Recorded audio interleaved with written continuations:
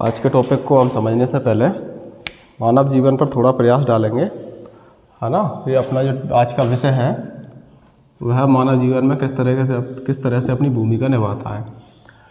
मानव जीवन जन्म से लेकर मृत्यु तक चलने वाली एक प्रक्रिया है ना। मानव जीवन क्या है?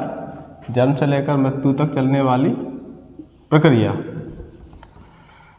तो व्यक्ति के जन्म से लेकर यह मृत्यु तक चलती है और हमें जो भी कुछ सीखना करना है ना, जो भी कुछ होता है वो सब इसी बीच में होता रहता है। अब इसमें होता क्या है, हमारा जो जीवन है वो एक सामान्य रूप से कभी नहीं चलता, है ना। इस तरीके सामान्य रूप से कभी नहीं चलता। उसमें कई सारे चढ़ाव उतार, है ना, कई सारे उतार चढ़ाव हमेशा देखने को मिलते हैं और कई छोटी बड़ी घटनाएं भी घटित रहती है। इस तरीके से वह अपने जीवन को व्यतीत करता है। तो ये जो घटनाएं हैं तो ये क्या है, ये व्यक्ति के जीवन में निरंतर घटित होती रहती हैं। जैसे कि यह से समझिए कि अपना जो मन है या दिमाग है हमेशा एक जैसा नहीं रहता। अभी हम कुछ विचार कर रहे हैं तो अभी जैसा हम सोचते हैं वही 2 सेकंड बाद कहीं और सोचने लग जाते हैं, है ना। कभी एक जैसा कभी नहीं रहता। उसी तरीके से जीवन में उसी के हिसाब से घटनाएं निरंतर घटती हैं। तो ये घटनाएं जो हैं थोड़ा समझने के हिसाब से देखेंगे। ये छोटी घटनाएं देख लेते हैं और ये बड़ी मान लेते हैं।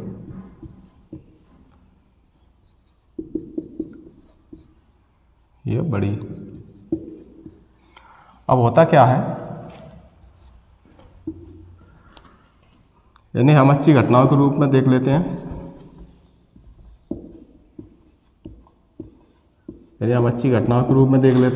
यानी हम बुरी घटनाओं के रूप में देख लेते हैं। अब होता क्या है, जैसे हमारे जीवन में जो निरंतर घटनाएं जब घटित होती है तो कभी अच्छी घटनाएं होती है तो हम बहुत प्रसन्नता महसूस करते हैं, है ना, अपने जीवन में खुशी महसूस करने लगते हैं। और जब कोई बुरी घटना घटित होती है तो हम निराश या दुखी होने लगते हैं। किससे? इन घटनाओं से। अब होता क्या है, ये घटनाएं जब जो घटित होती हैं तो इनमें व्यक्ति के विचारों की प्रभावशीलता निर्भर करती है।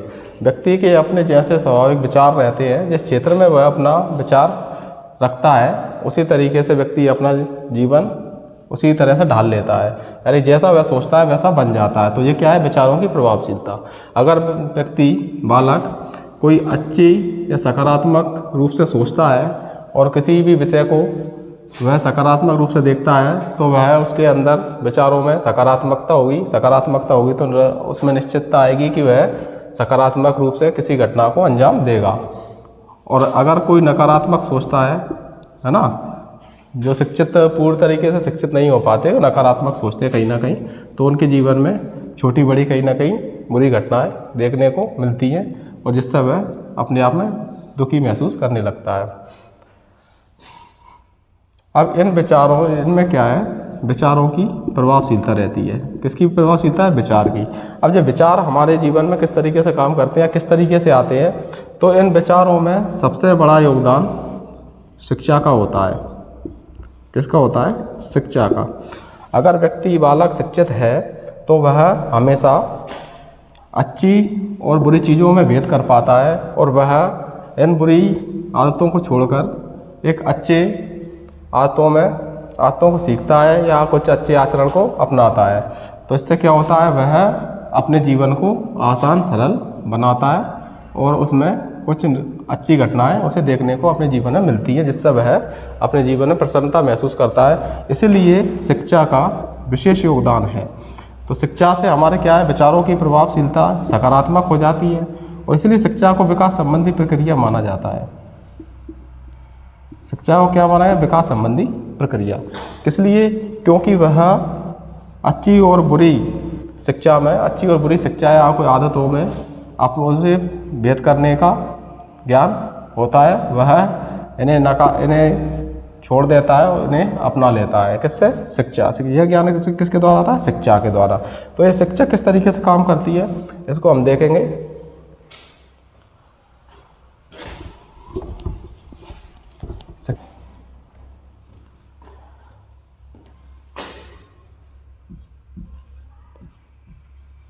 तो आज का हमारा टॉपिक क्या है? शिक्षा। आज का हमारा विषय है शिक्षा। तो शिक्षा को हम विस्तार से समझने से पहले शिक्षा शब्द के बारे में ही समझेंगे कि ये शिक्षा शब्द क्या है और ये आया कहाँ से। इससे हमें आगे और भी शुरुआती दौर में देखेंगे, इससे हमें आगे का पता चलेगा कि शिक्षा किस तरीके से मानव जीवन में कार्य करती है। तो शिक्षा शब्द जो है, शिक्षा शब्द जो है, शिक्षा शब्द की उत्पत्ति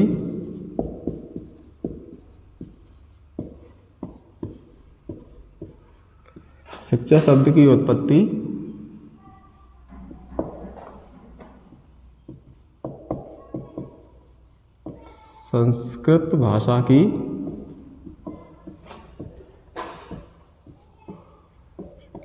शिक्ष धातु से हुई है ना।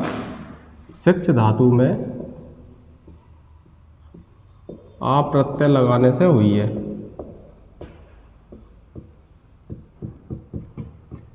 किससे हुई है? शिक्षा शब्द की उत्पत्ति जो हुई है वह संस्कृत भाषा की शिक्ष धातु में अप्रत्यय लगाने से हुई है ना। तो ये संस्कृत भाषा से ही क्यों हुई है ना, इसको हम देखेंगे विस्तार से। तो शिक्षा शब्द की जो उत्पत्ति हुई है संस्कृत भाषा की शिक्ष धातु में अप्रत्यय लगने से हुई है। अब ये संस्कृत भाषा से क्यों हुई है ना। और भी कई सारी भाषाएं हैं जो अस्तित्व में है, कई जगह बोली भी जाती हैं और प्रयोग में लाई जाती हैं, लेकिन अधिकांश शब्द जो है संस्कृत से जुड़े हुए हैं और सीधे वहीं से लिए गए हैं। तो ये इसका एक कारण है कि संस्कृत भाषा जो है भारत की सबसे प्राचीन भाषा है। संस्कृत भाषा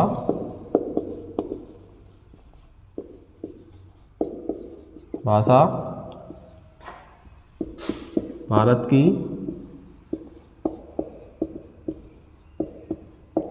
सबसे प्राचीन भाषा है।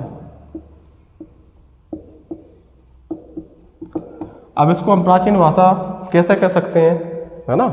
तो क्या है, हर जगह एक प्रमाण देखा जाता है किसी भी तथ्य के बारे में, किसी भी घटना के बारे में, या किसी शब्द के बारे में, या किसी भी जो पूछा जा रहा है उसका एक प्रमाण देखा जाता है जिससे उसे सत्य माना जाता है ना। तो क्या है, संस्कृत भाषा भारत की सबसे प्राचीन भाषा है। तो ये अब इसका प्रमाण क्या है? तो इसका प्रमाण है कि संस्कृत भाषा जो है भारत के सबसे प्राचीन ज्ञान के स्रोत जो हैं वो क्या है? वेद है। और वेद भारत के नहीं बल्कि संपूर्ण विश्व के लिखित प्रमाणित स्रोत हैं वेद, है ना। वेद क्या है? वेद। अब वेद कौन कौन से हैं? 4 वेद हैं।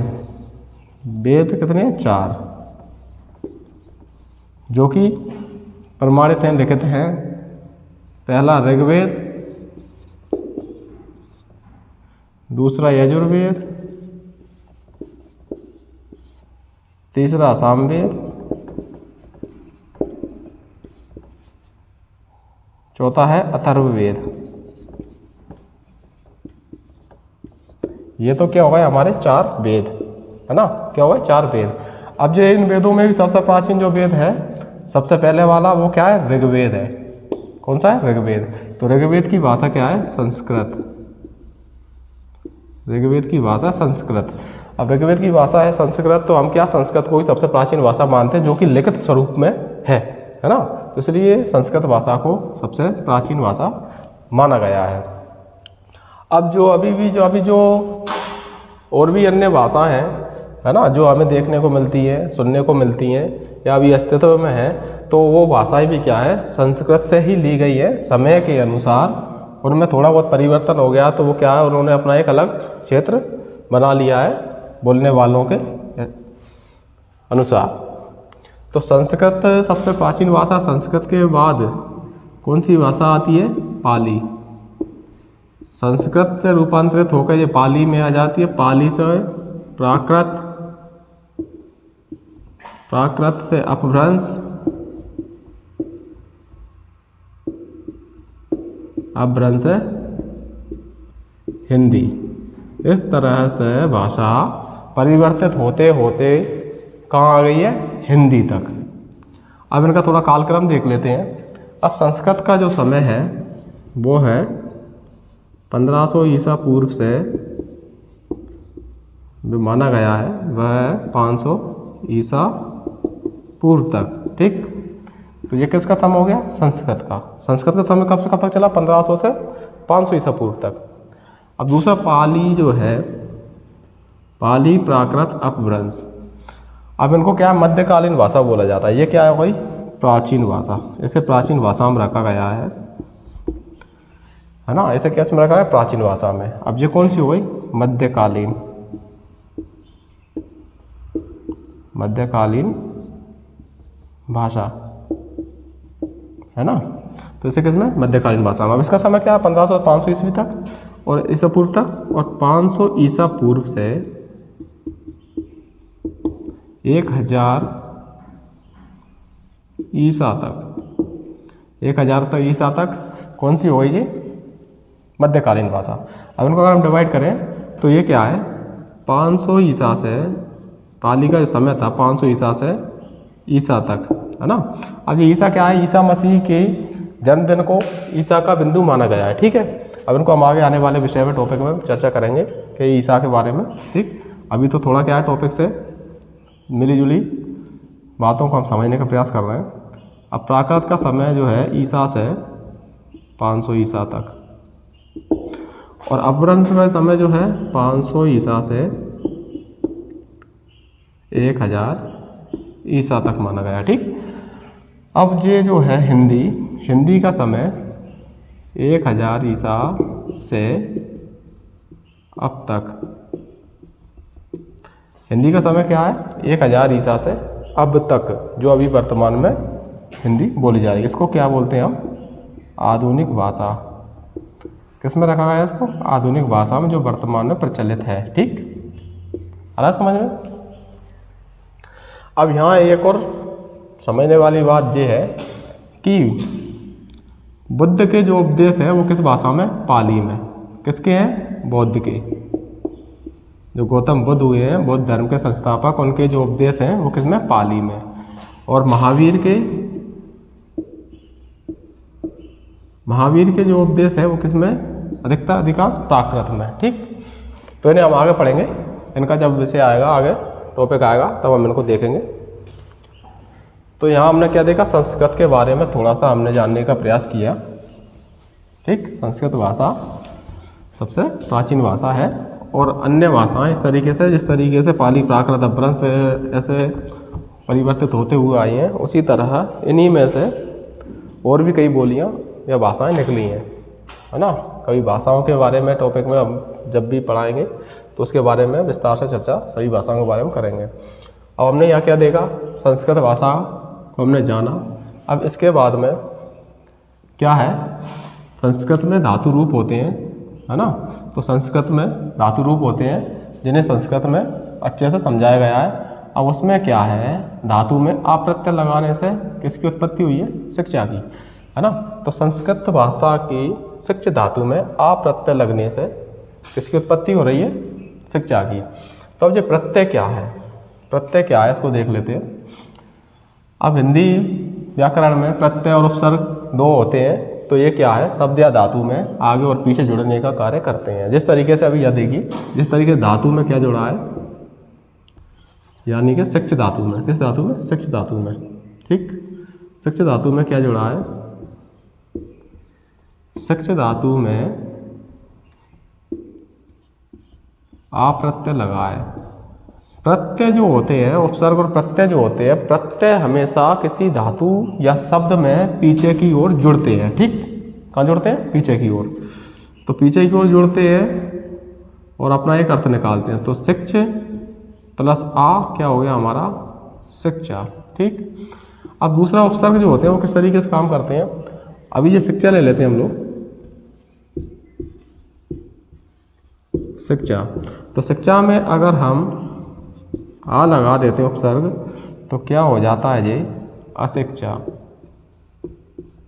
क्या हो गया जी? अशिक्षा। अब हाँ, यहाँ हमें एक बात और महत्वपूर्ण है, समझने योग्य है उपसर्ग प्रत्यय में। तो क्या होता है? जब भी प्रत्यय जुड़ता है पीछे शब्द में या धातु में, तो वो क्या है? अर्थ से, अपने जो शब्द से या धातु से मिलता जुलता ही अर्थ यहाँ निकालता है जुड़ने के बाद। ठीक, तो शिक्ष प्लस आ क्या हो गया? शिक्षा, शिक्ष और शिक्षा। तो ये क्या हो गया यहाँ, सीखना या सिखाना। इसका अर्थ क्या निकल रहा है, शिक्षका या शिक्षा का सीखना या सिखाना। और यहाँ अशिक्षा, अगर उपसर्ग कहीं जुड़ जाते हैं किसी शब्द या धातु में, अगर उपसर्ग आगे जुड़ रहे हैं तो वह शब्द का संपूर्ण, शब्द के अर्थ का ही पूर्ण परिवर्तन कर देते हैं। तो यहाँ क्या हो गया, यहाँ शिक्षा हो गया, अब शिक्षा में उपसर्ग लगा तो क्या हो गया, अशिक्षा, जो कि शिक्षा के बिल्कुल विपरीत। क्या हो गया, शिक्षा के बिल्कुल विपरीत। ठीक, यहाँ आपने उपसर्ग प्रत्यय को समझने का प्रयास किया, वो इसलिए क्योंकि किसी भी शब्द या वर्ण को जानने के लिए या उसके ज्ञान को प्राप्त करने के लिए उसे बारीकी से समझना बहुत ही ज़रूरी हो जाता है ना। क्योंकि कोई भी चीज़ अचानक से घटित नहीं होती, कोई भी चीज़ या कोई भी घटना अचानक से घटित नहीं होती, या कोई भी शब्द अचानक से नहीं आ जाता, उसके पीछे कारण होता है हमेशा, है ना। उसके पीछे कारण होता है और कारण उसका एक अपना एक अस्तित्व होता है हुई है। अब हमने क्या देखा, शिक्षा शब्द की उत्पत्ति जो है संस्कृत भाषा की शिक्षा धातु में आप प्रत्यय लगने से हुई है। इतना समझ में आया। अब इसके बाद में हम इसको अंग्रेजी में देखने का प्रयास करेंगे। अब शिक्षा शब्द का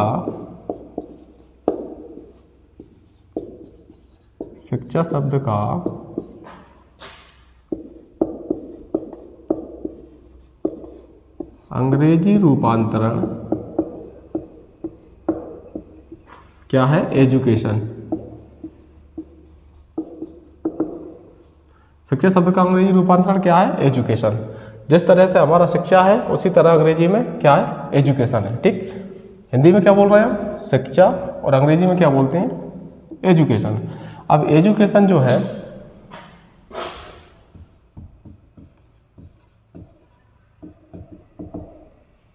क्या जुड़ गया, एजुकेशन। अब यहाँ क्या आ गया, हमारा शिक्षा के बराबर एजुकेशन आ गया।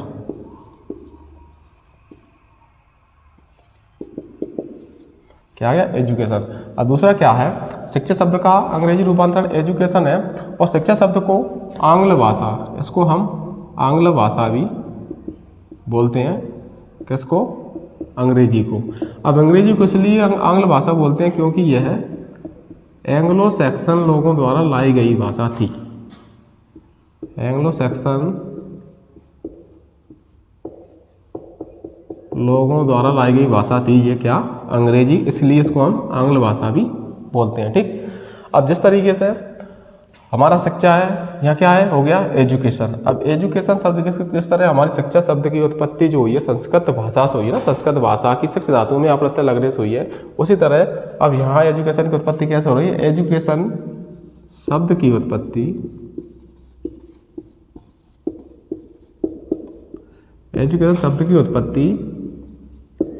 लैटिन भाषा, एजुकेशन शब्द की उत्पत्ति लैटिन भाषा के एजुकेटम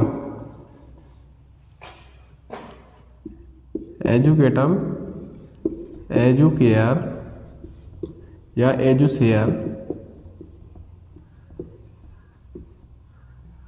से हुई है ना। कुछ पुस्तकों में एजुसेयर भी दिया हुआ है, एजुकेयर भी दिया हुआ है, एजुकेयर एजुसेयर भी दिया हुआ है, और मूल एजुकेटम शब्द भी है अधिकतर जो देखने को मिलता है।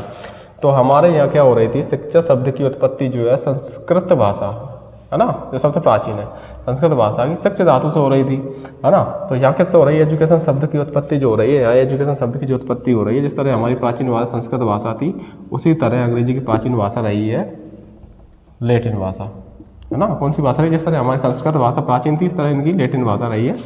अब दूसरा, लैटिन भाषा के अपना यहाँ शिक्षा धातु से हो रही थी, इनके यहाँ एजुकेटम से हो रही है। ठीक, ऐसे हम समान रूप से समझने का प्रयास कर रहे हैं हिंदी और अंग्रेजी में। ठीक, हमारा क्या है, शिक्षा है, अंग्रेजी में क्या हो गया, एजुकेशन, हिंदी में हो गया शिक्षा, अंग्रेजी में हो गया एजुकेशन। और दूसरा यहाँ क्या होगा, संस्कृत प्राचीन भाषा हो गई हिंदी की, और अंग्रेजी की सबसे प्राचीन भाषा, अंग्रेजी की प्राचीन भाषा जो है उन्हें मानते हैं वो है लैटिन। अब यहाँ क्या हमारी शिक्षा धातु से हो रही थी, यहाँ प्रत्यय लगने से, यहाँ किससे हो रही है, एजुकेटम शब्द से, एजुकेटम एजुकेयर एजुसेयर से। अब दूसरा पॉइंट ये है कि एजुकेशन का मूल अर्थ क्या निकलता है ना, एजुकेशन का मूल अर्थ यहाँ क्या निकल रहा है। अभी शिक्षा का हमारा मूल अर्थ जो निकला वह है सीखना या सिखाना, सीखना सिखाना। ठीक, ये किसका अर्थ निकल रहा है? शिक्षा का। सीखना सिखाना किसका अर्थ निकला? शिक्षा का। अभी हम एजुकेशन को विश्लेषण करके देखेंगे कि एजुकेशन का अर्थ क्या निकलता है। तो क्या है विश्लेषण जो होता है, विश्लेषण उसे बोला जाता है जब हम किसी घटना या विषय वस्तु के बारे में जानने के लिए उसे अलग अलग टुकड़ों में डिवाइड करके जब समझते हैं तो क्या है, उसे बोलते हैं विश्लेषण। और उन्हीं तथ्यों को, अलग अलग तथ्यों को हम जोड़कर समझते हैं तो उसे क्या बोलते हैं? संश्लेषण। जब जोड़ कर समझते हैं तो हो जाता है संश्लेषण, और जब हम उसे अलग अलग भागों में विभाजित करके समझते हैं तो उसे क्या बोलते हैं? विश्लेषण, है ना। तो हम यह विश्लेषण करके समझेंगे एजुकेशन शब्द को। अब एजुकेशन का या एजुकेटम का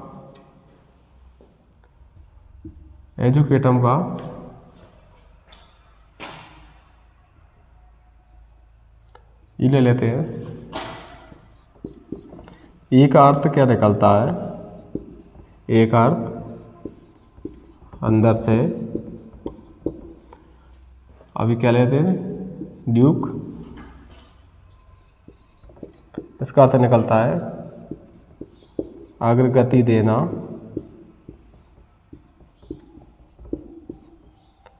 या विकसित करना।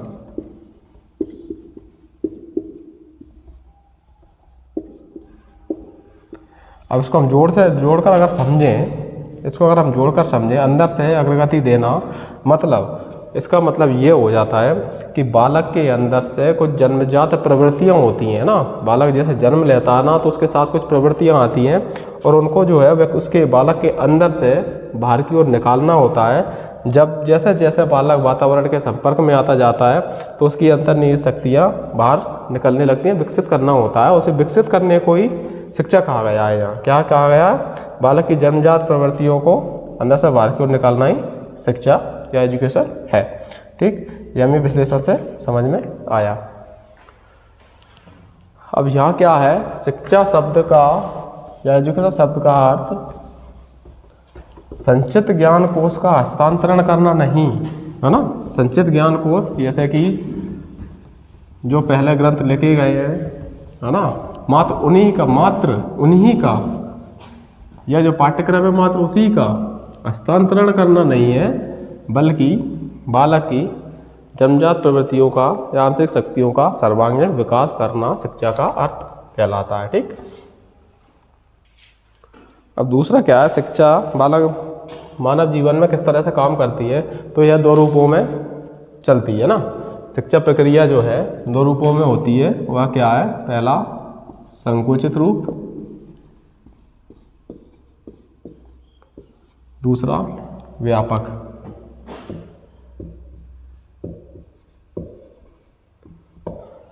तो शिक्षा मानव जीवन में किन दो रूपों में चलती है? कौन कौन सा? संकुचित और व्यापक। ठीक, अब संकोचित शिक्षा किसे कहते हैं? संकोचित शिक्षा जो है वो विद्यालय या महाविद्यालय में दी जाने वाली शिक्षा संकोचित शिक्षा है। यह कहीं ना कहीं कक्ष तक ही सीमित रहती है। ठीक है, अब इसके अलावा बाहर की शिक्षा को इसमें नहीं जोड़ा गया है। तो संकोचित शिक्षा यानी एक छोटे रूप में शिक्षा जो चलती है व्यक्ति बालक की, तो वो क्या चलती है? विद्यालय या महाविद्यालय मात्र।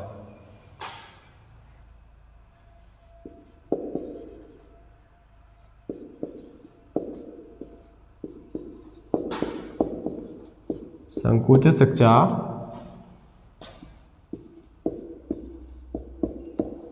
विद्यालय या महाविद्यालय में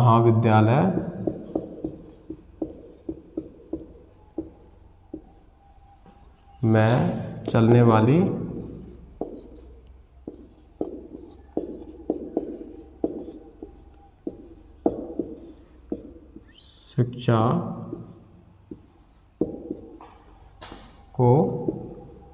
कहा जाता है। संकुचित शिक्षा विद्यालय या महाविद्यालय में चलने वाली शिक्षा को कहा जाता है। ठीक, तो यह क्या है? मात्र शैक्षिक संस्थानों में ही चलती है। अब इसका क्या है? इसका एक निश्चित पाठ्यक्रम और अवधि होती है, अवधि यानी समय। तो क्या है, इसका एक निश्चित पाठ्यक्रम और अवधि होती है। तो इसी के अनुसार बालक को शिक्षा प्रदान की जाती है। कहाँ? विद्यालय या महाविद्यालय में। यहाँ क्या है, शिक्षा का उद्देश्य, शिक्षा का जो उद्देश्य है, बालक को विशिष्ट विषय का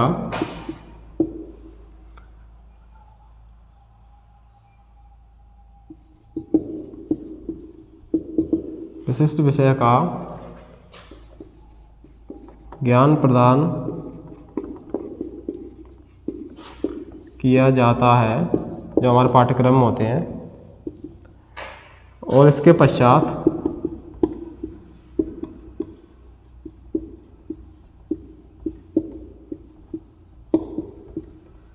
इसका मूल्यांकन भी होता है ना। क्या होता है, शिक्षा का उद्देश्य जो है, बालक को विशिष्ट विषय का ज्ञान प्रदान किया जाता है और इसके पश्चात इसका मूल्यांकन होता है। तत्पश्चात कुछ मानक उपाधि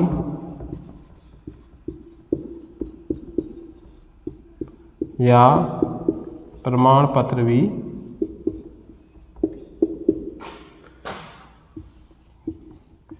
बालक को दिए जाते हैं, सर्टिफिकेट जो होते हैं। ठीक। और ये संकोचित शिक्षा जो है, यह बालक के केवल मानसिक स्तर का ही विकास करती है। यह बालक के केवल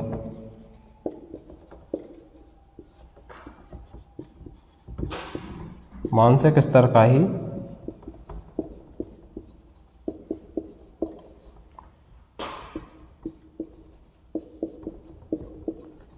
विकास करती है। यहाँ हमने जाना संकोचित शिक्षा क्या है। ठीक। संकोचित शिक्षा जो है, विद्यालय महाविद्यालय में चलने वाली शिक्षा है ना। और इसका एक निश्चित पाठ्यक्रम और अवधि होती है। जिस शिक्षा का उद्देश्य बालक को विशिष्ट विषयों का ज्ञान प्रदान किया जाता है और इसके पश्चात इसका मूल्यांकन होता है। तत्पश्चात मानक उपाधि और प्रमाण पत्र भी बालक को दिए जाते हैं और यह बालक के केवल मानसिक स्तर का ही विकास करती है। और दूसरा, यहाँ हम व्यापक शिक्षा को देखेंगे, व्यापक रूप को शिक्षा के।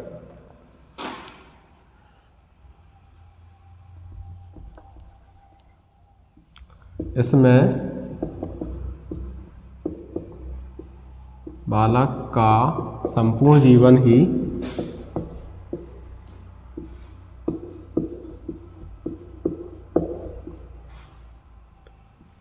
बालक का शिक्षा काल होता है।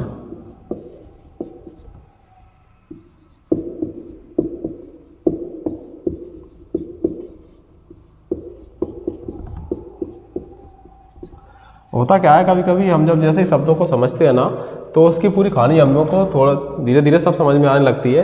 अब संकोचित जो है एक छोटा रूप है। छोटा रूप किससे ले लिया है? विद्यालय महाविद्यालय से ना। व्यक्ति का जीवन तो बहुत बड़ा है। अब दूसरा यहाँ व्यापक क्या है? व्यापक में सब आ जाता है, व्यक्ति की जन्म से लेकर मृत्यु तक चलने वाली प्रक्रिया, है ना। व्यक्ति के जन्म से लेकर मृत्यु तक शिक्षा की चलने वाली प्रक्रिया किस में आ जाती है? व्यापक रूप में। अब क्या होता है, व्यक्ति जन्म से लेकर मृत्यु तक हमेशा कुछ ना कुछ सीखता रहता है। इसमें संपूर्ण जगत ही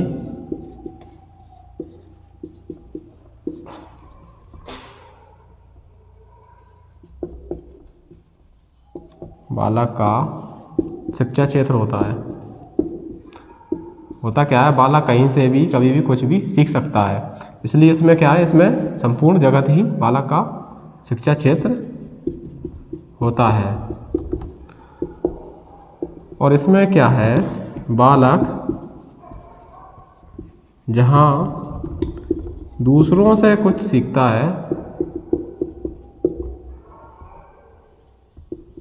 दूसरों से जो कुछ सीखता है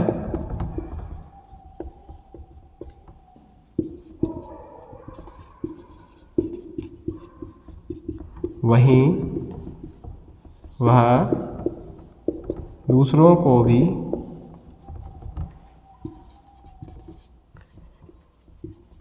कुछ न कुछ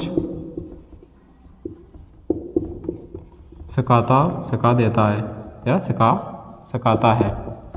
ठीक है, होता क्या है कि व्यापक रूप में, शिक्षा के व्यापक रूप में बालक का या व्यक्ति का संपूर्ण जगत ही उसका शिक्षा क्षेत्र होता है। और यहाँ क्या है, बालक यहाँ दूसरों से जो कुछ सीखता है वह वहीं दूसरों को कुछ ना कुछ सिखा भी देता है ना, सिखाता भी है। नेक्स्ट बिंदु क्या है, इसमें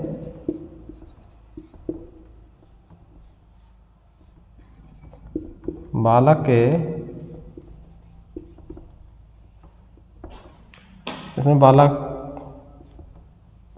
का सर्वांगीण विकास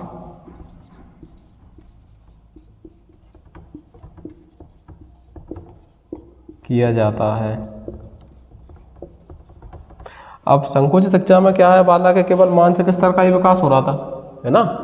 अब इसमें क्या है, बालक का सर्वांगीण विकास हो रहा है। ठीक, तो ये क्या है, बड़े क्षेत्र में चलने वाली प्रक्रिया है। अब दूसरा क्या है, संकुचित शिक्षा जो है व्यापक शिक्षा में एक इकाई के रूप में कार्य करती है। ठीक, तो ये क्या अलग अलग नहीं है, ये क्या है, संकुचित शिक्षा जो है अलग अलग है अपनी जगह, लेकिन संकुचित शिक्षा जो है व्यापक शिक्षा के अंदर एक इकाई के रूप में कार्य करती है। ठीक, तो ये संकुचित शिक्षा किस में जाती है, व्यापक शिक्षा में।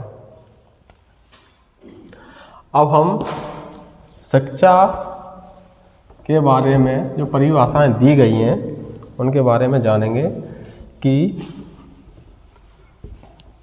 कुछ भारतीय दार्शनिकों और अन्य भारतीय दार्शनिकों ने परिभाषाएं दी हैं शिक्षा के क्षेत्र में।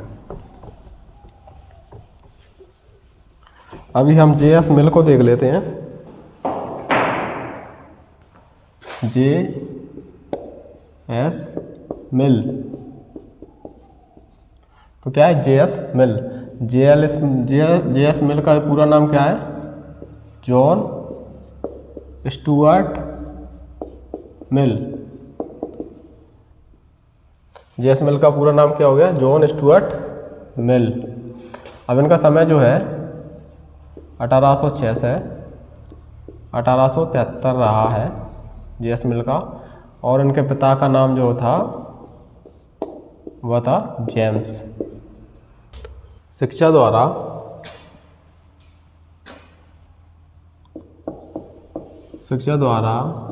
एक पीढ़ी के लोग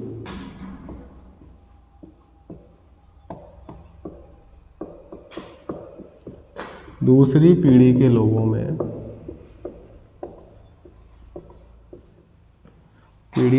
में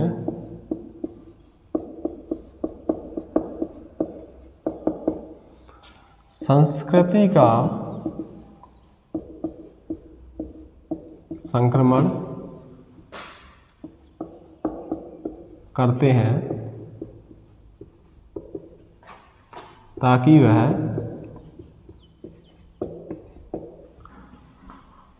उसका संरक्षण कर सकें।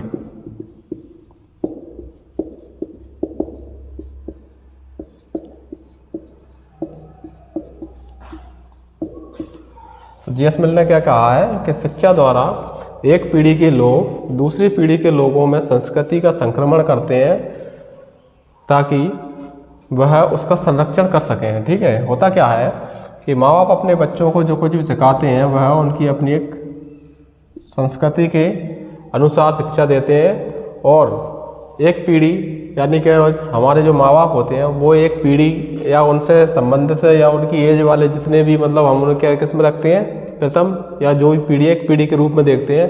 अब उनके जो बच्चे उभर के आते हैं, जो बच्चे जब बड़े होते हैं तो उन्हें हम दूसरी पीढ़ी, और उनके भी फिर जब बच्चे होते हैं यानी समान रूप से एज के अनुसार देखा गया है, तो क्या है वो नेक्स्ट पीढ़ी कहलाती है कहीं ना कहीं। तो क्या है, शिक्षा द्वारा एक पीढ़ी के लोग दूसरी पीढ़ी के लोगों में संस्कृति का संक्रमण करते हैं ताकि वह उसका संरक्षण कर सके, और संभव हो तो, और यदि संभव हो तो उसका विकास भी कर सकें, है ना।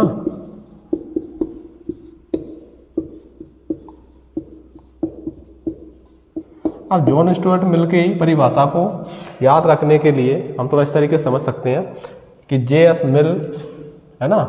तो क्या है मिल? मिल क्या है? एक पीढ़ी से दूसरी पीढ़ी में संस्कृति का संक्रमण कर रहा है। तो यह क्या है? एक पीढ़ी से दूसरी पीढ़ी में संस्कृति को भेजने का कार्य किया जा रहा है या मिलाने का कार्य किया जा रहा है संस्कृति को। तो क्या है? J.S. मिल की परिभाषा को हम इस तरीके से याद रखते हैं, शिक्षा द्वारा एक पीढ़ी के लोग दूसरी पीढ़ी के लोगों में संस्कृति का संक्रमण करते हैं ताकि वह उसका संरक्षण कर सके और संभव हो तो उसका विकास भी कर सकें। ठीक, तो ये किसकी परिभाषा हुई? हमारे J.S. मिल की। अब दूसरा हम देखेंगे टैगोर।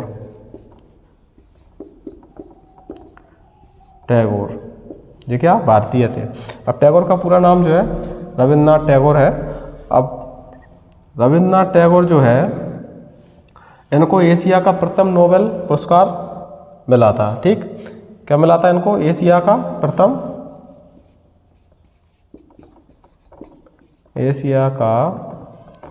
प्रथम नोबेल पुरस्कार मिला था। और किस क्षेत्र में? साहित्य के क्षेत्र में। इसके बारे में थोड़ी जानकारी देख लेते हैं। नोबेल पुरस्कार जो है, एशिया का प्रथम नोबेल पुरस्कार किसको मिला था? रविन्द्रनाथ टैगोर को। ठीक, और किसके लिए मिला था ये? उनकी कृति थी, साहित्य कृति गीतांजलि। गीतांजलि के लिए इन्हें साहित्य का पुरस्कार, नोबेल पुरस्कार मिला था, है ना। किस कृति के लिए? गीतांजलि के लिए। और यह मिला था 1913 में। ठीक, अब मिला था 1913 में। तो यह क्या है? मेन फैक्ट्स हैं जो हमें याद रख के चलना है। ठीक, तो रविन्द्रनाथ टैगोर ने शिक्षा की परिभाषा देते हुए क्या कहा है? शिक्षा का अर्थ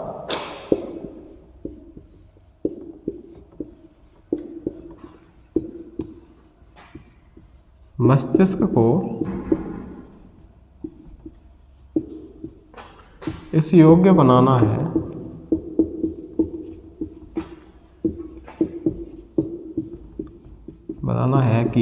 कि वह सत्य की खोज कर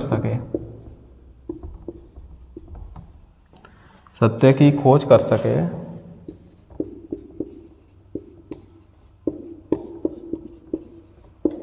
और उसे अपना बनाते हुए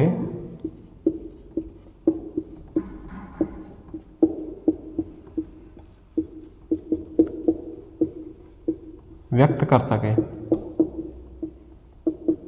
तो रविन्द्रनाथ टैगोर ने क्या कहा है, या परिभाषा किस तरीके से दी है कि शिक्षा का अर्थ मस्तिष्क को इस योग्य बनाना है कि वह सत्य की खोज कर सके, सत्य की खोज कर उस सत्य को अपना बना सके। ठीक है, अपना बनाते हुए उसे व्यक्त कर सके, यानी प्रदर्शित कर सके। शिक्षा का अर्थ मस्तिष्क को इस योग्य बनाना है कि वह सत्य की खोज कर सके और उसे अपना बनाते हुए व्यक्त कर सके। ठीक,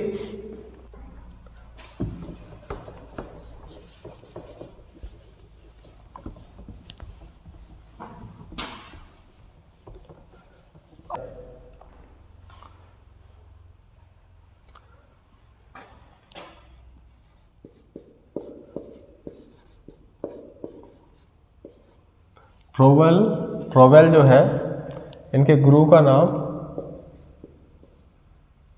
पेस्टोलॉजी।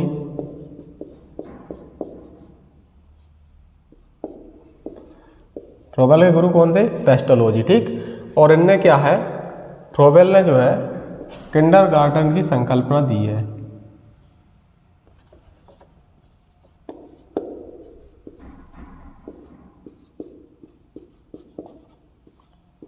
किंडरगार्टन की संकल्पना किसने दी है?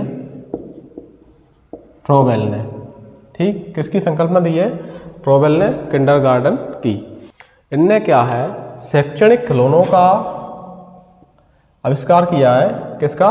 शैक्षणिक खिलौनों का, जिन्हें हम शैक्षिक उपहार के नाम से भी जानते हैं या फ्रोवेल उपहार के नाम से जानते हैं। इनने क्या किया है? शैक्षणिक खिलौनों का विकास। ठीक है, किसने किया है? फ्रोवेल ने। इन्होंने शैक्षणिक खिलौनों का विकास कर बालक के शुरुआती दौर में उसे शिक्षा देने का कार्य खिलौनों के माध्यम से किया है ना। इस तरीके के खिलौनों का विकास किया है कि जिससे बालक के शुरुआती दौर में उसे शिक्षा प्राप्त आसानी से खेलने के माध्यम से की जा सके।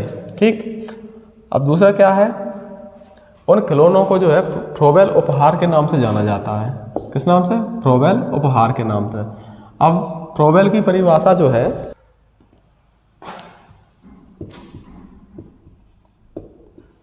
शिक्षा वह प्रक्रिया है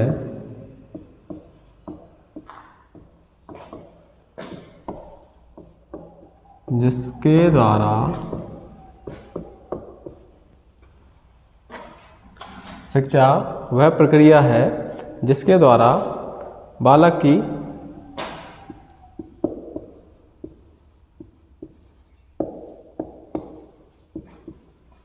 जन्मजात शक्तियाँ बाहर निकलती हैं।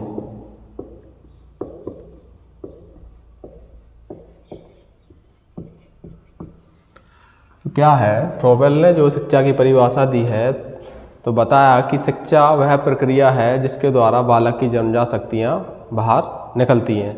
क्या है? शिक्षा एक प्रक्रिया है जिसके द्वारा बालक के अंदर जो जन्मजात शक्तियाँ हैं वह बाहर निकलती हैं। और इनको हमने पहले भी समझा है परिभाषा को, वहाँ से भी हमको समझ में आता है जब हमने एजुकेशन या एजुकेटम का विश्लेषण किया था। तो शिक्षा वह प्रक्रिया जिसके द्वारा बालक की जन्मजात शक्तियाँ बाहर निकलती हैं। अब फ्रोबेल के बाद स्वामी विवेकानंद को देखेंगे।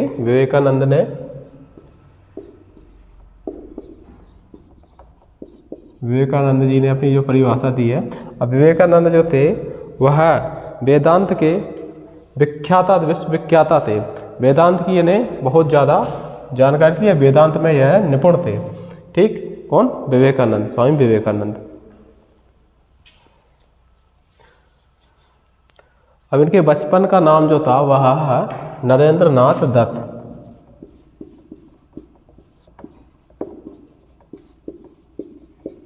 यह क्या है? बचपन का नाम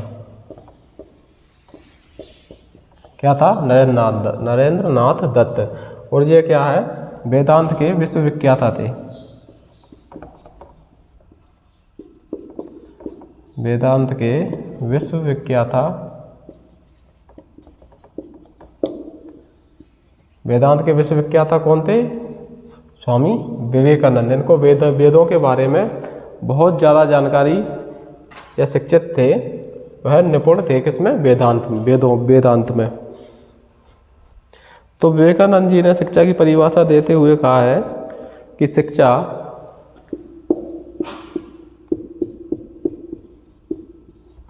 मनुष्य के अंदर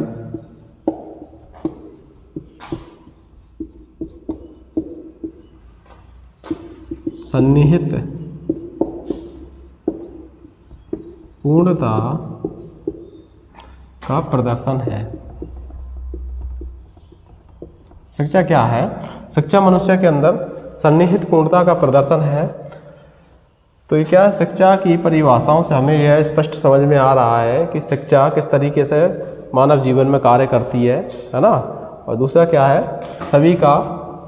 सभी की परिभाषाएं शिक्षा के क्षेत्र में लगभग एक ही अर्थ निकालने का कार्य कर रही हैं। तो शिक्षा स्वामी विवेकानंद जी के अनुसार जो है, शिक्षा मनुष्य के अंदर सन्निहित पूर्णता का प्रदर्शन है। यानी कि बालक के अंदर जो भी उसकी सन्निहित पूर्णता है, यानी कि आंतरिक प्रवृत्तियाँ, शक्तियाँ जो हैं, उनको बाहर निकालना एक तरीके से कहा जा सकता है। तो शिक्षा मनुष्य के अंदर सन्निहित पूर्णता का प्रदर्शन है। किसने माना? स्वामी विवेकानंद जी ने। और स्वामी विवेकानंद के बाद कांट महोदय की परिभाषा को हम देखेंगे।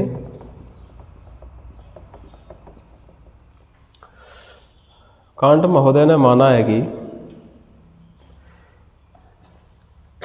शिक्षा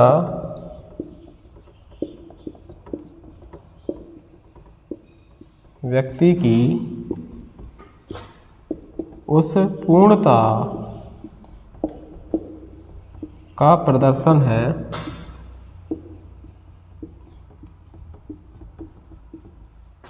जिसकी उसमें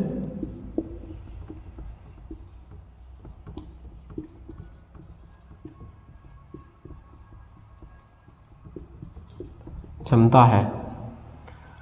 कांट ने क्या परिभाषा दी है कि शिक्षा व्यक्ति की उस पूर्णता का प्रदर्शन है जिसकी उसमें क्षमता है। यानी व्यक्ति या बालक में कितनी क्षमता है उस पूर्णता का प्रदर्शन करना है। तो यह क्या है, कांट महोदय ने इसकी परिभाषा दी है कि शिक्षा व्यक्ति की उस पूर्णता का प्रदर्शन है जिसकी उसमें क्षमता है। अब कांट के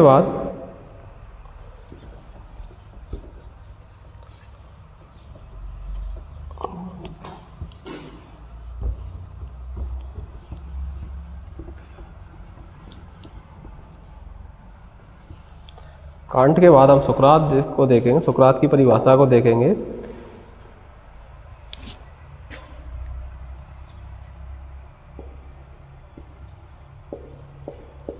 इसके अनुसार, सुकरात के अनुसार, ठीक। तो सुकरात ने शिक्षा की परिभाषा देते हुए क्या कहा है कि शिक्षा का अर्थ मनुष्य के अंदर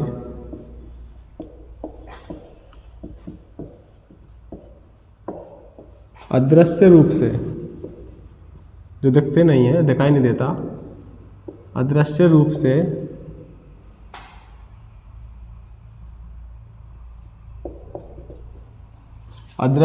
से विद्यमान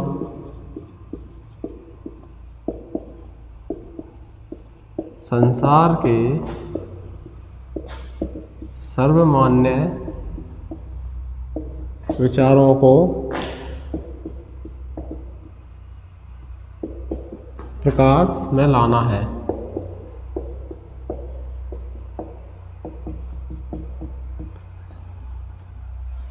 तो सुकरात ने अपनी परिभाषा देते हुए कहा शिक्षा का अर्थ मनुष्य के अंदर अदृश्य रूप से विद्यमान संसार के सर्वमान्य विचारों को प्रकाश में लाना है, ठीक। अब जे कृष्णमूर्ति के अनुसार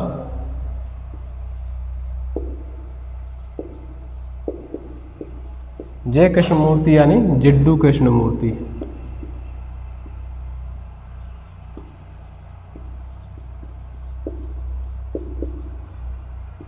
पूरा नाम क्या है, जिड्डू कृष्णमूर्ति, ठीक। अब जिड्डू कृष्णमूर्ति ने अपनी जो परिभाषा दी है, उन्होंने माना कि शिक्षा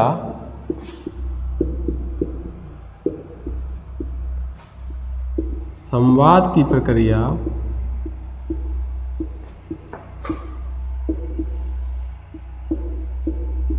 और स्नेह की अनुभूति है। जे कृष्णमूर्ति ने शिक्षा की परिभाषा देते हुए माना कि शिक्षा संवाद की प्रक्रिया और स्नेह की अनुभूति है। तो क्या है, संवाद हो रहा है किसका, शिक्षा संवाद की प्रक्रिया है, यानी संवाद करने की प्रक्रिया है जिससे विचारों का आदान प्रदान होता है। तो शिक्षा संवाद की प्रक्रिया और स्नेह की अनुभूति है। अब पाल फ्रेरे के अनुसार देखेंगे,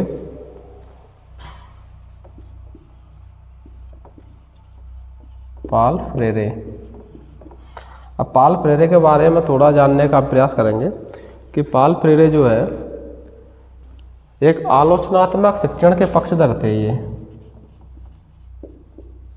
आलोचनात्मक शिक्षण के पक्षधर।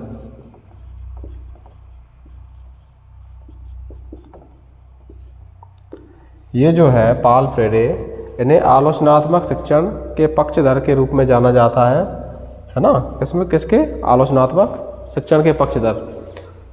अब इनकी एक कृति है जो बड़ी प्रसिद्ध है, उस कृति का नाम है दलित शिक्षण। कृति का नाम क्या है, दलितों का शिक्षण। दलितों का शिक्षण इनकी एक प्रसिद्ध कृति भी है, जो किसने लिखी है, पाल फ्रेरे ने। अब पाल फ्रेरे ने शिक्षा की परिभाषा जो दी है वह किस तरह है कि शिक्षा का अर्थ का अर्थ संप्रेषण एवं संवाद है, न कि ज्ञान का हस्तांतरण।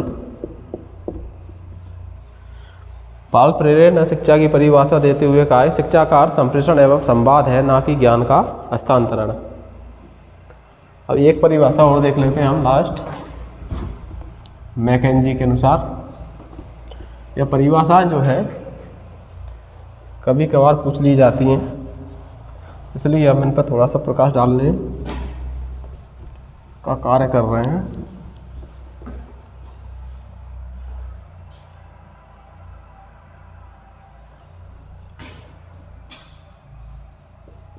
मैकेंजी, अब मैकेंजी जो थे एक ब्रिटिश आदर्शवादी दार्शनिक थे। ये आदर्शवाद को हम आगे पढ़ेंगे। आदर्शवादी दार्शनिक थे ये। कौन? मैकेंजी जो थे ब्रिटिश के थे और वह एक आदर्शवादी दार्शनिक थे। अब इन्होंने जो परिभाषा दी है, पूरा नाम इनका जॉन स्टुअर्ट मैकेंजी है। अब इन्होंने अपनी परिभाषा दी है, शिक्षा का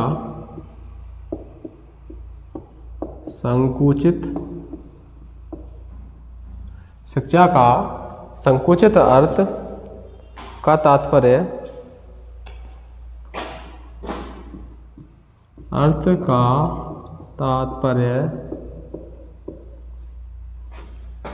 बालकों द्वारा शिक्षा का संकुचित अर्थ का तात्पर्य बालकों द्वारा या बच्चों द्वारा उनकी शक्तियों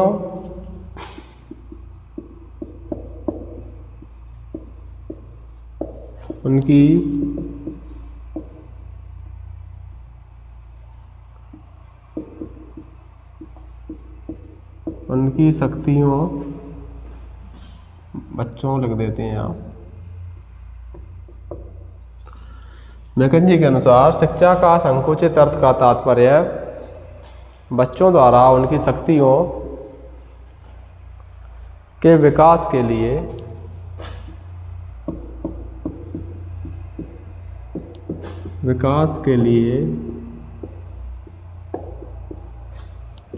किए गए चेतनापूर्ण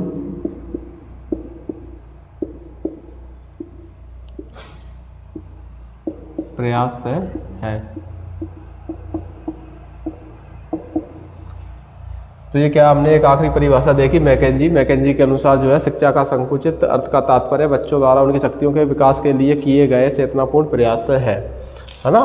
तो मैकेंजी जो है एक ब्रिटिश आदर्शवादी दार्शनिक थे। अब जो आदर्शवाद अस्तित्ववाद की सब हम लोग आगे पढ़ेंगे। आज के लिए इतना ही, ठीक।